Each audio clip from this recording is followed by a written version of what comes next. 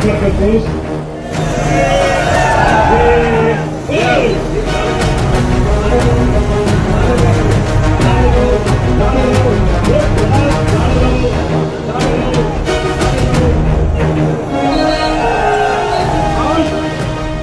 மக்களை மீட்டு கொண்டு வருவோம் என களம் இறங்கி செயல்படும் ராணுவ வீரர்களின் பலம்.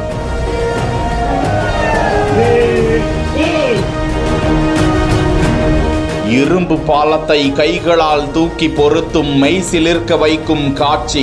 வெள்ளத்திற்கே சவால் விடுத்து வீறு கொண்டு மக்கள் மீட்பு பணியில் போர்க்கால சேவை.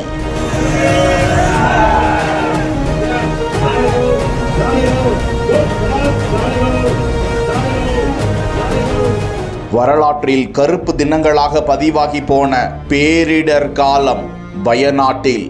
அங்கு இரவு பகலாக மீட்பு பணியில் பேரிடர் மீட்பு குழுவினர் ஈடுபட்டு வரும் நிலையில் சில பகுதிகளுக்கு கிரேன் உள்ளிட்ட வாகனங்கள் எடுத்துச் செல்ல முடியாத நிலையும் நிலவி வர, வெள்ளம் சூழ்ந்த அந்த பகுதிகளில் உயிரை பணயம் வைத்து 100 அடி நீளம் கொண்ட தற்காலிக பாலத்தை ஒரே இரவில் கட்டி கொடுத்து மீட்பு பணியில் ராணுவ வீரர்கள் ஈடுபட்டுள்ளனர்.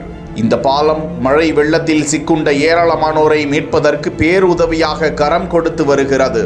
இப்பணியில் ஈடுபட்ட இராணுவத்தினருக்கு ஏராளமானோர் நன்றி கலந்த சல்யூட் அடித்து வருகிறார்கள். கர்நாடக மாநிலத்திலிருந்து தக்காளி சரக்கு ஏத்திட்டு ஒரு பிக்கப் வாகனம் சத்தியமங்கலம் மைசூர் சாலையில வந்துட்டு இருந்திருக்கு. அப்போ ஈரோடு மாவட்டம் சத்தியமங்கலம் அடுத்திருக்கக்கூடிய புதுவடவள்ளி முருகன் கோயில் பகுதியில வந்துட்டு இருக்கும் போதுதான் சத்தியமங்கலத்திலிருந்து பண்ணாரி நோக்கி வந்த ஒரு கார் வளைவுல திரும்பும் போது அந்த சரக்கு வாகனத்து மேல மோதி விபத்துக்குள்ளானதா கூறப்படுது. அப்போ பின்னாடி வந்த இன்னொரு காரும் இந்த கார் மேல மோதி விபத்துக்குள்ளாகி இருந்திருக்கு. கார்ல பயணம் செஞ்ச 2 இளைஞர்கள் சம்பவ இடத்திலேயே துடிதுடிச்சு உயிரிழந்ததா சொல்லப்படுது. மேலும் ஒரு நபர் மருத்துவமனைக்கு கொண்டு செல்லக்கூடிய வழியிலேயே பரிதாபமா உயிரிழந்திருக்காரு.